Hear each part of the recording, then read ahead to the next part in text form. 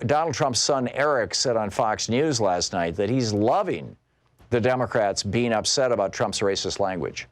He argued that it's playing right into Trump's hands and into the Republicans' hands more generally.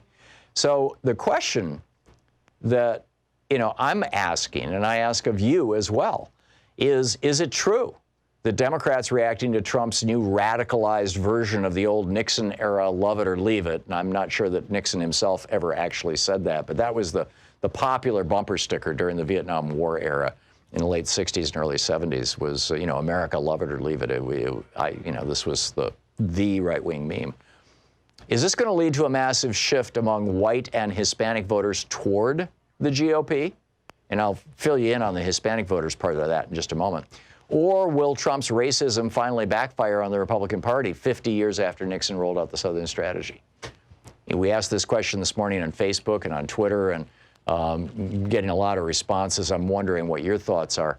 Over at Axios, they are pointing out that Trump knows that in 2016 he won the white vote by more than 20% nationwide.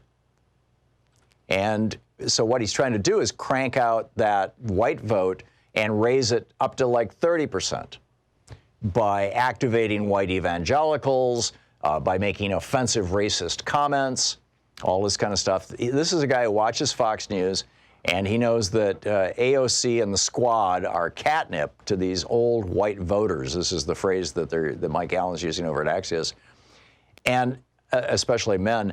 And then you've got AOC, who is both young and Hispanic and female and a Democratic Socialist. These are 4 bullet points that Trump has already said he intends to run against. He hasn't said he's going to run against women, but, it's fairly obvious.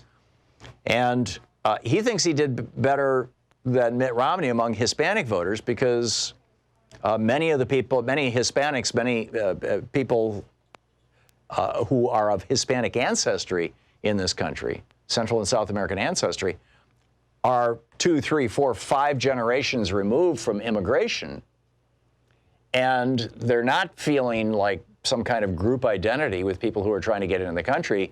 They're more concerned about their own jobs, or they're heavily Catholic and they're concerned about abortion. I mean, they have other concerns that are greater than their concern about people from Central and South America being able to enter the United States.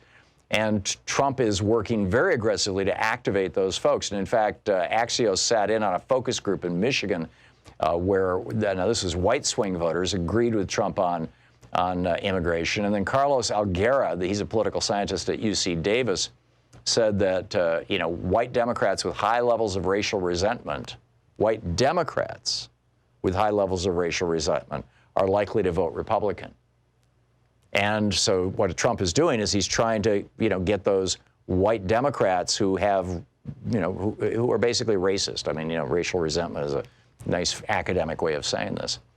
And to this end, Trump is now spending 3 times more than all the Democrats combined on Facebook ads that are heavily targeting basically these white, racially resentful voters. And, the bottom line, well, in fact, this is from the New York Times, talking about the squad. He sees them as the perfect foil.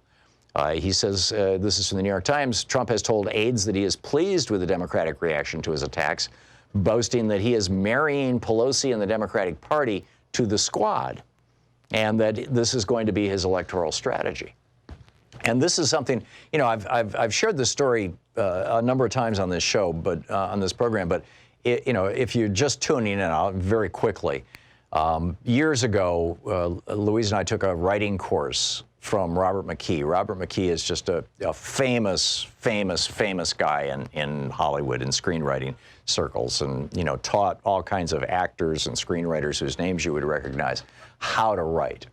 And the biggest thing that I learned from that weekend that Louise and I spent with Robert McKee was that your hero is not the character that really matters in the story. Now, of course, you have to have a well-drawn hero. But the most important character is not the good guy, it's the bad guy. Because the good guy can only be as good as the bad guy is bad. Think about that for a minute.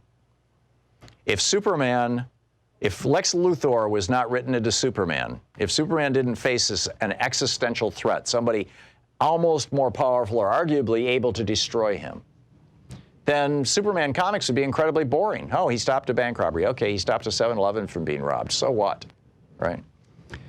Same thing with Batman. Every Batman is a new super villain.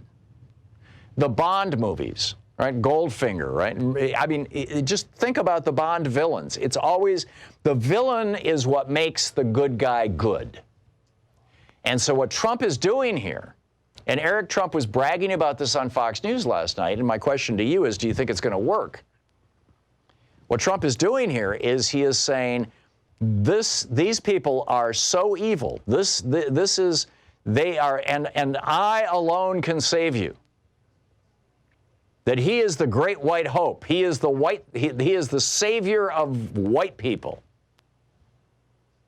That he's the one who's going to save us from women of color, one of whom calls herself a democratic socialist, maybe more. And therefore, vote for me. Now, there's no doubt in my mind that is working very, very well with the white racist base that is at the core of the Republican Party and, frankly, a lot of white racist Democrats.